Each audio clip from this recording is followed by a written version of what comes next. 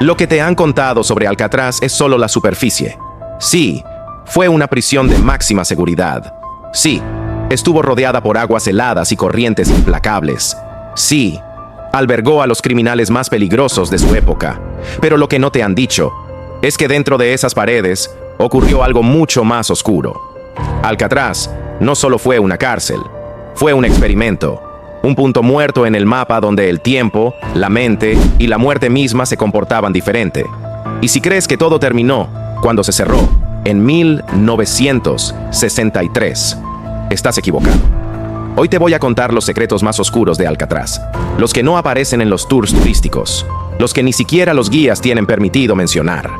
Quédate hasta el final, porque una vez que sepas la verdad, vas a mirar esa isla de una forma completamente distinta. La historia comienza mucho antes de que Alcatraz fuera una prisión. Los nativos americanos de la zona la llamaban la isla de los espíritus malignos. Era un lugar al que se evitaba acercarse. No cazaban allí, no acampaban, ni siquiera cruzaban cerca en sus canoas. Decían que escuchaban lamentos desde la costa y que la niebla sobre la isla no era normal. No se movía, se quedaba estática, como si respirara. Cuando los colonos llegaron, construyeron allí un fuerte militar. Más tarde, una prisión. Pero desde el principio, los registros muestran fenómenos extraños. Guardias que renunciaban tras pocas semanas. Presos que se volvían violentos sin razón. Y lo más repetido, voces. Susurros en los pasillos cuando no había nadie. Golpes en celdas vacías. Y figuras que aparecían y desaparecían frente a testigos. Pero la leyenda realmente se torció con la llegada del preso 666. Oficialmente el prisionero con ese número no existe en los registros públicos, pero los documentos desclasificados en los años 90 revelan que, al menos por 6 meses, hubo un interno que fue ingresado bajo un nombre falso, sin antecedentes conocidos, sin juicio. Era tratado con especial cuidado, siempre escoltado por al menos 3 guardias. Nunca se le permitía hablar con otros reclusos. Y entonces ocurrió el primer incidente. Una noche, las cámaras dejaron de funcionar. El generador principal colapsó. Y durante exactamente 6 minutos y 6 segundos, la isla quedó a oscuras. Cuando volvió la energía, la celda del prisionero 666 estaba vacía. La puerta cerrada desde fuera, sin señales de forcejeo, y escrita en la pared con sangre: "No soy prisionero, soy llave". Los presos comenzaron a reportar pesadillas idénticas. Soñaban con un túnel bajo la prisión, lleno de manos que emergían del suelo intentando arrastrarlos. Guardias aseguraban escuchar gritos provenientes del piso, cuando ya no había nadie encerrado allí. En una ocasión, un celador nuevo fue encontrado encerrado dentro de una celda vacía, balbuceando sobre ojos en la oscuridad que lo observaban. No recordaba cómo había llegado allí. Nunca volvió a trabajar. Otro preso, aislado por conducta violenta, comenzó a gritar durante una inspección nocturna. Decía que algo con capucha estaba en la celda con él. Los guardias no encontraron a nadie. A la mañana siguiente, apareció muerto. El forense lo dictaminó como ataque cardíaco, pero en su cuello había marcas de dedos, delgados, demasiado largos. Muchos creen que lo más oscuro de Alcatraz no fueron sus reos, sino lo que habitaba la isla desde antes. La celda 14D es aún considerada el punto más frío de todo el complejo. Incluso hoy, los sensores térmicos no explican la temperatura de esa habitación. Testigos dicen que allí los relojes se detienen, y que si permaneces más de 5 minutos, comienzas a oír susurros en tu idioma materno, aunque no haya nadie contigo. Uno de los guías actuales, entrevistado bajo anonimato, confesó que nunca entra a 14D solo. Dice que una vez lo hizo, y salió llorando sin saber por qué. Lo único que recuerda es una voz que le dijo: "Tú también te quedarás". En 1961, 2 años antes del cierre de Alcatraz, un grupo de científicos del gobierno realizó un estudio secreto en la isla. Buscaban explicar las anomalías físicas reportadas, la desorientación espacial, la pérdida de memoria en ciertas áreas, la sensación de desdoblamiento que sufrían algunos visitantes. En los registros desclasificados se habla de una fluctuación electromagnética constante en el subsuelo de la isla, una especie de vibración que no debería existir. Y al perforar más profundo, encontraron una cámara sellada. Dentro, restos de huesos humanos, pero también estructuras de piedra con símbolos que no pertenecen a ninguna cultura conocida. Desde entonces, la investigación fue cerrada, y meses después, la prisión fue clausurada definitivamente. La versión oficial, muy costosa de mantener. La versión extraoficial, se había despertado algo. A día de hoy, turistas visitan Alcatraz como una atracción histórica. Pero lo que no saben es que hay áreas que nunca se abren al público. Pasillos sellados, puertas con cerraduras que nadie tiene llave, y cámaras ocultas que siguen activas, conectadas a una red que no depende del sistema eléctrico de la isla. Cada cierto tiempo, se reporta que alguna cámara detecta movimiento en celdas que están vacías desde hace 60 años.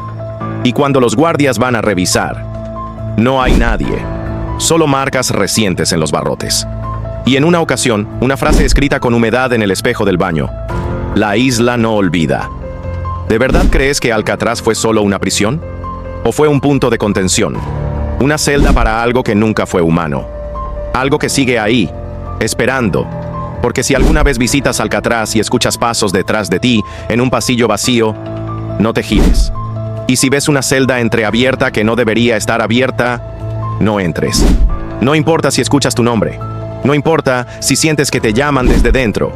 Porque hay cosas que fueron encerradas no por castigo, sino por protección.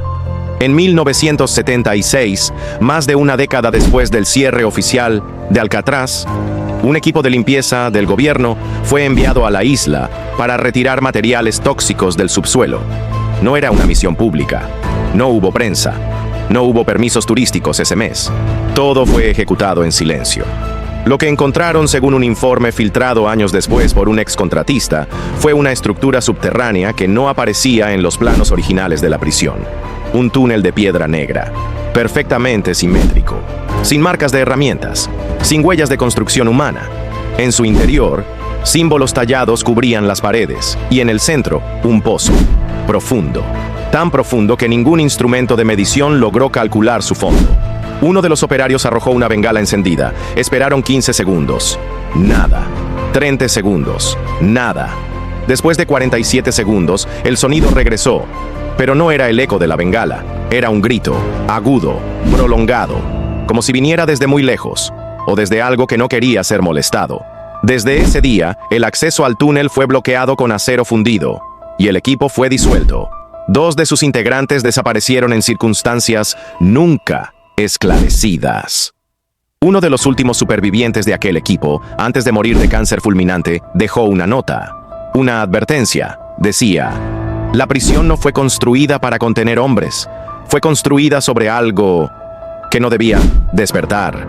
Y cada vez que alguien pisa esa isla, se agrieta el sello.